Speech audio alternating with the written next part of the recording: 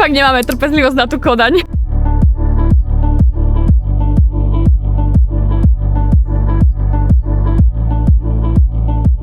Ahojte a vítajte v ďalšom vlogu. Aktuálne sa nachádzam na viedenskom letisku a letím o chvíľočku do Kodane. Takže tento vlog bude z Kodane. Naty ma tam už čaká. Ďalší vlog z Naty. Vlastne teraz sme sa vybrali na taký predĺžený víkend, že pôjdeme na cca také 4 dní. Chceme si tak prejsť to mesto, chceme si požičať nejaké bicykle, chceme si dať dobrú kávu, dobré jedlo. Chceme proste ako keby nasávať ten vibe toho mesta. Veľmi sa teším. Ja mám od Dánska fakt, že vysoké očakávania, pretože už som videla o tom meste tak veľa a tak veľa ľudí o tom hovorí len v dobrom, takže ja si myslím, že to bude fakt taký, nechcem to úplne nazvať, že dokonalý výlet, ale určite pocítim, že v tom Dánsku vlastne všetko funguje, všetko je tak, ako má byť, ľudia sú tam fakt šťastní, lebo veď hovorí sa, že Dáni sú jedni z najšťastnejších ľudí na svete, teda myslím si, že oni sú asi aj najšťastnejší, ale nie som si úplne istá, tak nechcem kecať. Budem sa môcť tešiť, keď tento vlog dopozráte až do konca a určite mi dajte vedieť v komentároch, či ste v Kodani boli, čo sa vám najviac páčilo, čo vás ohúrilo, čo vás prekvapilo. Samozrejme, ja budem všetky tieto pocity zdieľať s vami. Moc sa teda teším na ten let. Poďme na to.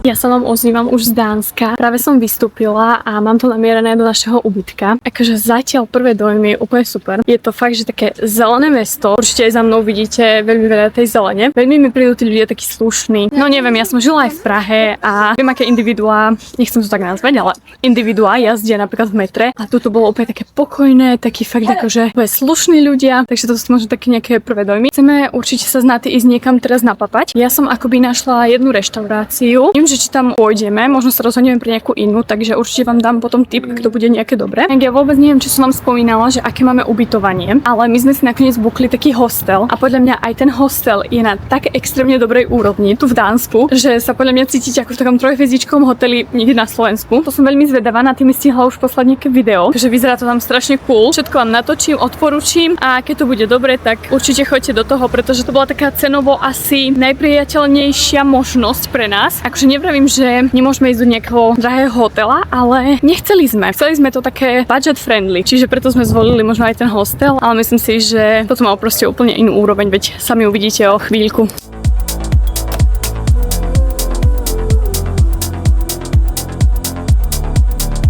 Takéto sme našli ubytko. Na ty, čo na to hovoríš? Je to podľa mňa úplne ako z budúcnosti. Úplne fakt, že taká kapsulka. A akože rýchlo vám len ukážem takto, že ten náramok pípnete. Otvorí sa to. Tu je taký priestor na uloženie. Tu je posteľ. Na ty už stihla spinkať. A je to fakt akože maličké, ale podľa mňa úplne stačí. Fakt na víkend v Dánsku, respektíve v Kodani, úplne ideál. Takže ozývam sa späť, ale už spolu, dvojka. A ideme si nájsť niečo papať. Našli sme aj nejaké dobré spoty, ktoré ja som videla na TikToku, ale možno pôjdeme úplne tak náhodne, že čo uvidíme, sa nám zapáči, tak tam asi pôjdeme. Dáme vám potom vedieť, že aké to bolo.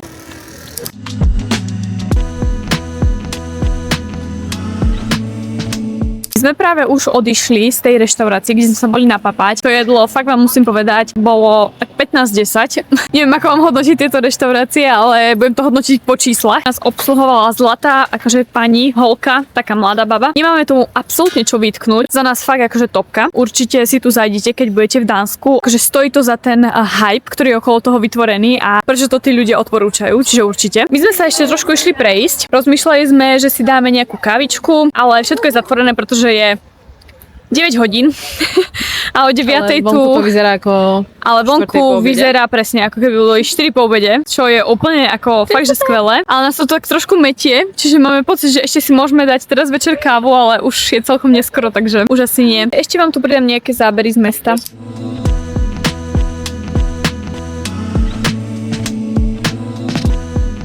Spievaj! Don't you come back no more, no, no, no. Ale ja nie som. Áno, vidíš sama. Nika!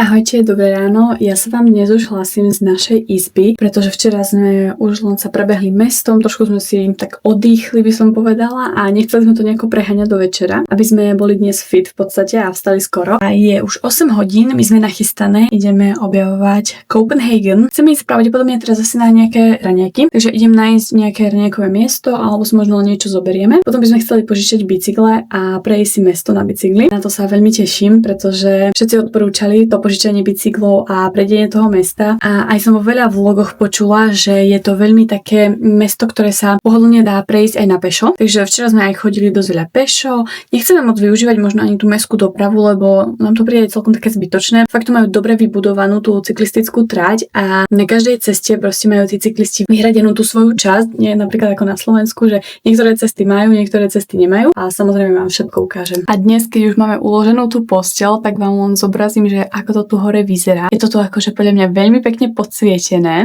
ale je to fakt maličké. Dosť málo toho uloženého priestoru, čiže podľa mňa na taký víkendový ako keby výlet je to super. Že máte si to tu kde zložiť, veď vidíte, že máme toto aj povešané aj hociako. A v podstate tu už je len takéto zrkadielko, ale keby sme išli na dlhšie, tak asi by sme tu nezostávali, že fakt, že na tie 3-4 dní je to proste úplne ideál a vidím tu okrem mladých ľudí aj dosť veľa starších, čo mi príde úplne super, pretože sa mi strašne páči aj to, že aj tí starší ľudia proste využívajú takúto formu ubytovania, aj keď je to hostel a máte spoločné akože kúpeľne aj záchody. Za mňa je to na také dobrej úrovni, že sami môžete vidieť, že aj starší ľudia to proste využívajú. A možno samozrejme nejaké detaily, ktoré vám poviem k mestu, čo sme si tak včera možno na tým všimli a čo sme tak odpozorovali, že určite je to veľmi pekné a pokojné miesto, určite na fakt, že vysokej úrovni, ale čo sa nám možno nie, že nepáči, ale ja mám pocit, že ja by som sa asi do Kodane presťahovať nemohla, pretože mi to príde príliš, nechcem povedať, že nudné, lebo ma tu zožeriete v komentároch. Ja milujem ako keby ten taký vibe, ktorý máte napríklad, že v Španielsku, v Taliansku, že je to také trošku živšie a tu mi to príde také menej živé. Možno som to len tak usúdila z toho jedného dňa. Nechcem to úplne ako keby tak hneď hádzať do koša. Za mňa akoby to Španielsko má takú inú, takú živšiu tú atmosféru. Tá atmosféra v Španielsku, v Taliansku a celkovo v tých takých južanských krajinách je za mňa lepšie. Ale to je presne to a to je pekné na tom, že každý je veľmi individuálny a každému sedí niečo iné. Niekto vám podľa mňa povie na Kodani, že sa mu strašne páčila, hneď by sa tu presťahoval. Ja tu cítim tú takú, že v zime je tu podľa mňa taká depresia, pretože je dosť veľká časť dňa ako keby neosvetlená a máte keby svetlo len pár hodín. Toto za mňa by bolo úplne, že nie. Som aj rada za to, že vlastne som na Slovensku a že nemáme tú tmu až tak skoro ako napríklad tu v tých zimných mesiacoch, ale viem si predstaviť ísť do krajiny, kde by tá tma neprevážovala tú časť dňa a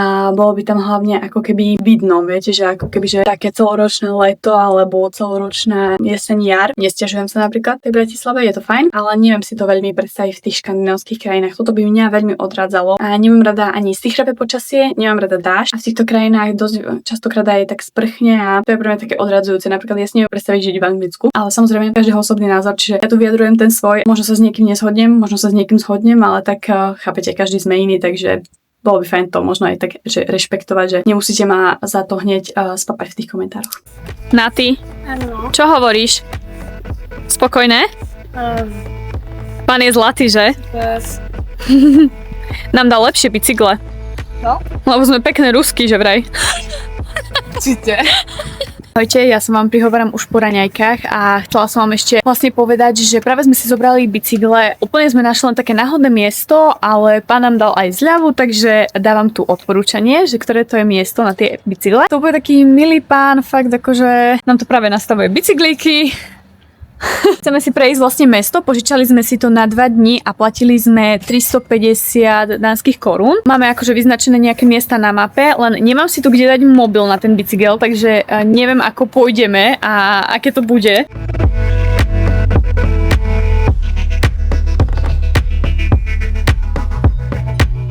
Akurát bajkujeme po Amsterdame.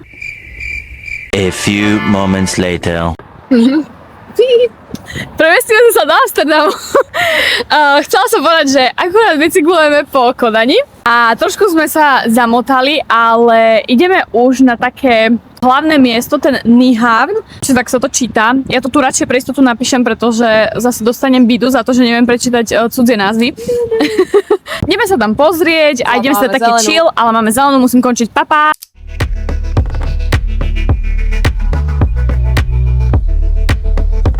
som sa vám trošku zase ozvať a prihovoriť, tak máme tu krásne dánske počasie. Začalo nám pršať, ale je to také v pohode, akože fakt také prehánky, ale asi sme to aj čakali, lebo celkovo to počasie teraz v Európe nie je nejaké ideálne, aj keď je leto a júl. My sme si aj preto zvolili ako keby tú Kodaň v podstate na leto, lebo sme dúfali, že bude to akože také pekné letné počasie, ale tak samozrejme počasie si nevyberiete.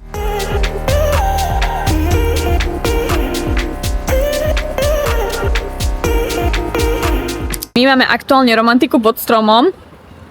Takáto je realita. Už tak prší, že už je to fakt, že vyslovene otravné a nemáme prší plášť. Na tým má, na ty si zobrala, ale nemá ho pri sebe a ja nemám vôbec. Sme tu na bicykloch, bicykle budú určite celé mokré. Je zima, úplne sa ochladilo, ale proste je leto. Je júl, ale v Dánsku prší, je zima, škaredo, takže... V Dánsku je čistý január. Toto je aj jeden z dôvodov, prečo by som sa tu určite aj nepresťahovala. Ja a Dášť kamaráti vôbec nie sme. A akože mesto je krásne, mesto je pekné, čisté, super, ale sú tu veci, ktoré ja by som nedokázala ako keby že prekusnúť. Ja by som tu proste kvôli tomu počasiu vôbec nikdy neprišla. Nikto by ma tu nedotiahol. To žijete v Dánsku a zvládate toto počasie, máte môj obrovský obdiv, ale že obrovský. Ja by som to nezvládala. Ja by som bola strašne tučná. Mňa to nervuje, tak ja by som stále to robila. No, lezie to podľa mňa človeku na nervy, takéto počasie, že fakt, že idete niekam do mesta a neviete kedy a začne vám pršať a chápete túto frustráciu dennú, keďže sme mali do obedu nádherné počasie a užívali sme si Kodaň. My asi ideme do knižnice, kde máme vstup zadarmo.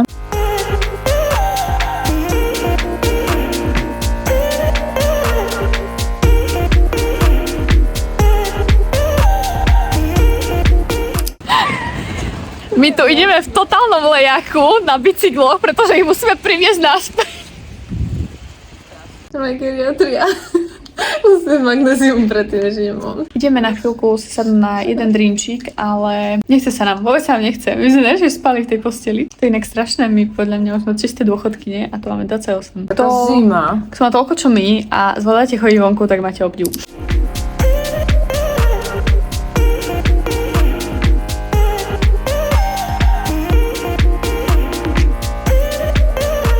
Krásne dobré ránko, máme tu ďalší a vlastne už posledný deň v Kodani. Dnes si prejdeme miesta, ktoré sme včera nestihli prejsť kvôli počasiu a dúfame, že dnes bude počasie krajšie. Na tým má samozrejme aj vybavenie, má prší plášť, ja prší plášť nemám. Ja pevne verím, že pršať nebude.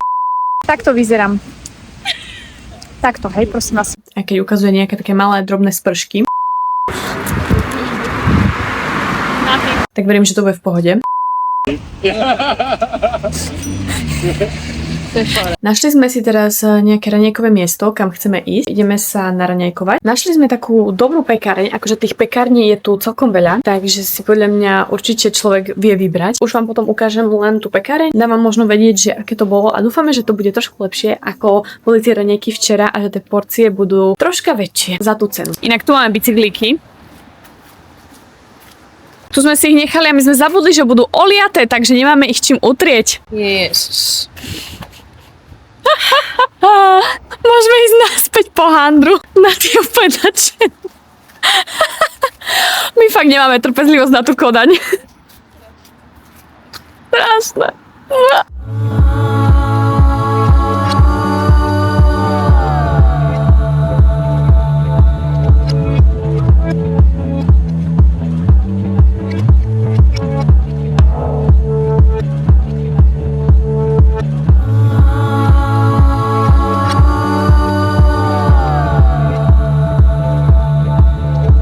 Ja sa vám znova prihováram na kameru a my sme prišli do takej veľmi zaujímavej časti Kodane. Je tu podľa mňa oveľa lepší vibe, ako bol v tom centre a ako keby na tých hlavných miestach. Má to tu veľmi dobrú takú chill atmosféru, ale tu je to také viac uvoľnené a ešte čo sme stihli navnímať, takže je tu veľmi veľa elektrických aut, veľmi veľa bicyklov, no tie bicykle to je jasné, to už asi každý vníma a každý si to tak spája s tým Dánskom, ale veľmi veľa tých elektrických aut, že fakt je v tom meste tak ticho. Naty má novú rifľovku, takže mi napíšte do komentára, ako sa vám páči. Urobíme outfit check.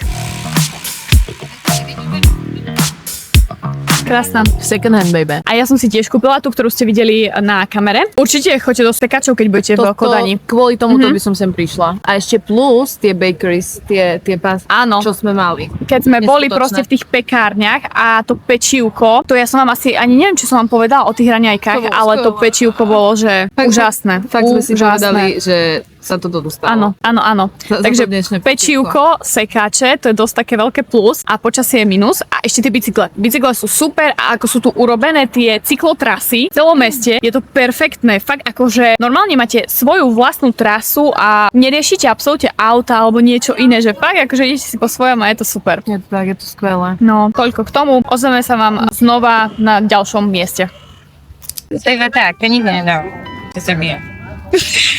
When I fell down, you'd be there holding me up. Spread your wings as you go, and God takes you back. He'll say hallelujah, you're home. Oh, I used to say I would never fall in love again until I found her. I said I would never fall unless it's you I fall into.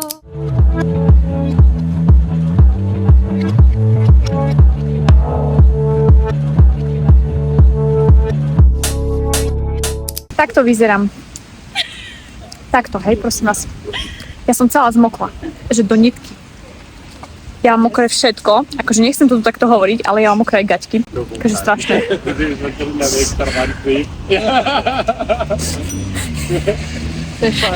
Príďte, určite odporúčame. Kodaň je krásna. Je krásna, mi sa vám to tu páči. A rozhodne si neberte žiadne teplé veci. Dážnik vám vôbec netreba, takže to Kodáne vôbec. Zbytočné miesto, naozaj v taške, takže to by som úplne vynechala. A je tu teplúčko, tak nie je o čom. Balíte sa ľahúčko. I will never fall in love again until I found her. I said I will never fall unless it's you. Zajtra už ideme domov, no nestihli sme možno toho až tak veľa, akože je tu veľa vecí čo pozerať, ale vravím vám, že to počasie nám vôbec nevyšlo a vôbec nám nevychádza a fakt sa bojíme, že zase začne pršať a zase totálne zmokneme. Tak sme len teraz vyschli a nechceme znova moknúť.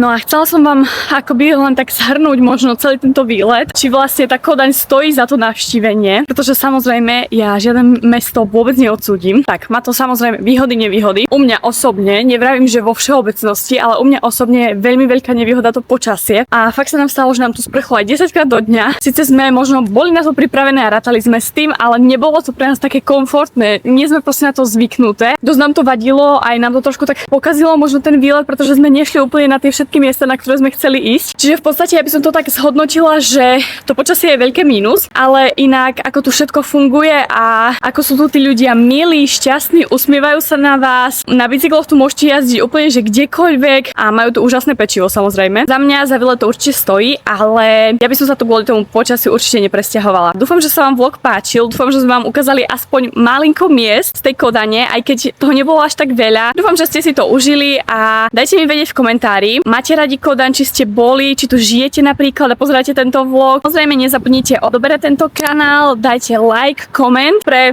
takú podporu toho algoritmu, aby som mohla ďalej a ďalej natáčať a aby som vedela, že to má nejakú odozvu. Takže budem za všetko toto rada. Vidíme sa pri ďalšom vlogu. Neviem si, čo bude ďalší vlog, ale teším sa na vás. Takže pa pa!